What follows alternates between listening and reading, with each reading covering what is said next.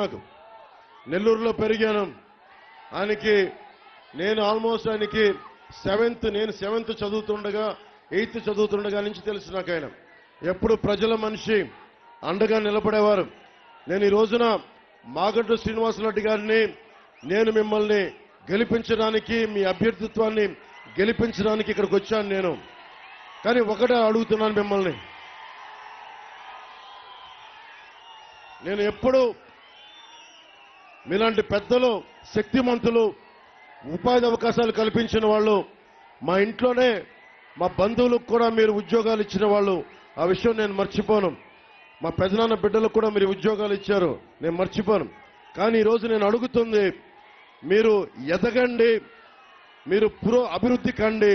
కానీ మన ఒంగోలు పార్లమెంటు, గిద్దలూరు, మీరు అభివృద్ధి బాధ్యతని మీరు దయచేసి మీరు తీసుకోండి. చూడండి, అక్కడ ఏపీఎస్సీఆర్టీసీ గిద్దలూరుకి డిపో కూడా లేదని చెప్తా ఉన్నారు. గిద్దలూరు డిపోకి మీరు సాధించాల్సిన అవసరం ఉంది. అలాగే దీనిని టూరిజం హబ్గా చేయించండి. అడవులు ఉన్నాయి, నల్లమల అడవులు ఉన్నాయి. మనకి ఇంతమంది యువత మలమలాడుతూ ఉన్నారు. రైతాంగం సాగునీరు లేక కట్టకట్టలాడుతున్నారు. ఎందుకు ఇంతమంది రోడ్ల మీదకి వస్తారంటే ఒక పవన్ కళ్యాణ్ చూసి కాదు, ఎవడన్నా వచ్చి ఈ నేలకి, మా ప్రకాశం జిల్లాకి, మా గిద్దలూరుకి, మార్కాపురంకి, ప్రకాశం జిల్లా నియోజకవర్గానికి వలస వెళ్ళిపోతున్న నేల ఇది. వలస వెళ్ళిపోతున్న నేల ఇది. వలసలు ఆగాలి అని కోరుకుంటున్నాం మీకోసం. దానికోసం పరిశ్రమలు రావాలి. ఒక్కొక్క జగన్తో ఒక సమస్య ఉంది. జగన్కి ఒక సమస్య ఉంది.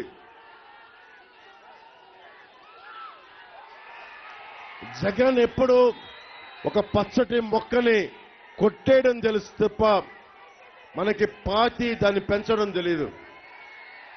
మొన్న ఈ మధ్యన రైల్వే కోడూరులో వైసీపీ నాయకులు అంతకుముందు ఇప్పుడు కానీ పచ్చని చెట్లు నరికేస్తారు.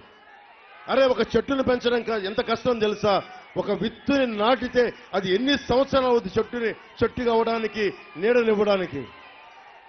ఎంతసేపు భూమి లోపల ఉన్న ఖనిజాలని తవ్వేద్దాం, దోచేద్దాం అంటాం తప్ప, అరే భూమి పైన ఒక 2 అంగుళాలు తవ్వి గింజలు పాతి పెట్టి ఒక రైతులాగా నాగలి పట్టి దున్ని ఒక పంట పొలాలకి నీరు పెట్టి పండిస్తే అది క్షుద్బాధ, ఆకలి తీరుస్తాయి అన్న జ్ఞానం లేదు. భూమి నుంచి ఖనిజాన్ని దోచేవాడికి రైతుకి తేడా అది. నేను రైతు పక్షపాతిని, నేను రైతాంగం పక్షపాతిని, యువత పక్షపాతిని, మహిళల రక్షణకి అండగా ఉండేవాడిని, ఉపాధి అవకాశాలు కావాలని కోరుకునేవాడిని. నేను ఒంగోలులో పెరిగిన వాడిని, కనిగిరిలో ఉన్నవాడిని, కనిగిరిని చూసిన వాడిని. నాకు తెలుసు కష్టాలు ఎలా ఉంటాయో. మనకి ఫ్లోరోసిస్ వచ్చి ఫ్లోరైడ్ నీళ్లు ఎలాగో ఎముకల్ని వంచేస్తాయో తెలుసు నాకు. ఆ కష్టం తెలుసు. రాజకీయాలకు సరదాగా రాలా. అందరూ ఉత్తరాంధ్ర వెనుకబాటుతనం, రాయలసీమ వెనుకబాటుతనం అంటారు. కానీ ఎవ్వరికీ తెలియని గణాంకాలు. ప్రకాశం జిల్లాలో 150 కోట్లు ఖర్చు పెట్టి పోటీ చేయడానికి డబ్బు ఉంది. కానీ 150 కోట్లు పెట్టి ఒక చిన్న ఇరిగేషన్ ప్రాజెక్ట్ ని పూర్తి చేయడానికి మనసు పట్ల. దానికి మేము బాధ్యత తీసుకుంటాం. నేను ఈ రోజున అశోక్ రెడ్డి గారికి ఓటేమని అడగడానికి వచ్చాను. తెలుగుదేశం పార్టీ తరఫున, కూటమి ప్రభుత్వం తరఫున మాగంటి సుబ్బరామరెడ్డి గారి కోసం వచ్చాం. పార్లమెంట్ అభ్యర్థిగా గెలిపించమని నేను బాధ్యత తీసుకుంటున్నా.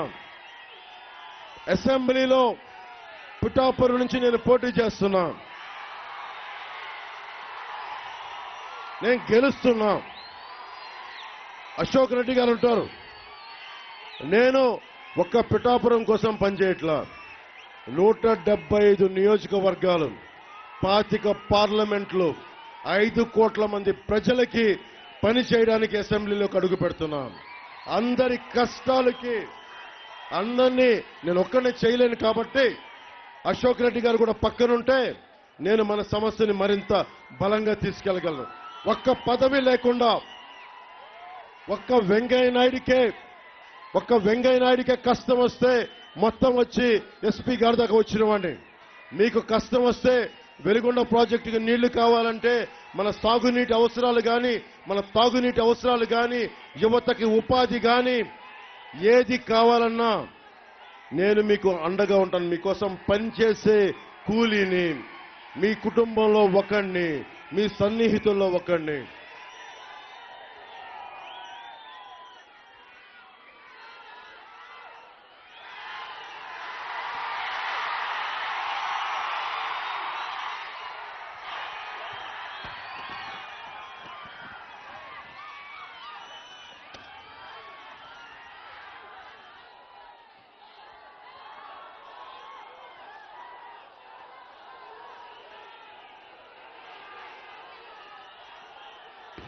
ఈరోజు వైసీపీకి రాగానే వెనక బీసీ కులాల ప్రాతినిధ్యం తగ్గిపోయింది. స్థానిక ఎన్నికల్లో 34% ఉండే బీసీ ప్రాతినిధ్యం 24% పడిపోయింది. అలాగే ఎస్సీ ఎస్టీ సబ్ ప్లాన్ నిధుల్ని పక్కదో మళ్లించేశాడు, నిధుల్ని పక్కకు పెట్టాడు. 27 దళిత యువత పథకాలని పంపించేశాడు, వెనక్కి పెట్టేశాడు. అందుకనే ఎవరికి ఎస్సీ ఎస్టీ సబ్ ప్లాన్ కానీ, బీసీ సబ్ ప్లాన్ కానీ ఏ నిధులు ఎవరికి కేటాయించారో వాళ్ళకే ఖర్చు చేస్తాం. అలాగే ఉద్యోగులకి చెప్తా ఉన్నాను. నేను ఉద్యోగి కొడుకుని. ఒంగోలులో మా నాన్నగారు ఆయన ఆల్కహాల్ మనకి లిక్కర్ బ్యారన్ ఆయన వెళ్ళి ఒకసారి ఆయన ఎప్పుడు కొన్ని సందర్భాల్లో మా నాన్నగారితో పాటు కలవడం జరిగింది. సో ఆయన ఎప్పుడు కూడా ఒక వ్యాపారం పెడితే 10 మందికి బాగుండాలి, ఎప్పుడు కూడా ఆయన కల్తీ లిక్కర్ అమ్మలేదు. ఆయన ఎప్పుడు ఆయన వ్యాపారం అది, దాన్ని గౌరవించి ప్రజల ఆరోగ్యాన్ని గుర్తించి ఎప్పుడు కల్తీ అది ఎప్పుడు చేయలేదు ఆయన. ఈరోజు నేను కోరుకుంటుంది ప్రభుత్వ ఉద్యోగి కొడుకుగా ప్రతి ప్రభుత్వ ఉద్యోగికి నేను మాటిస్తా ఉన్నాను.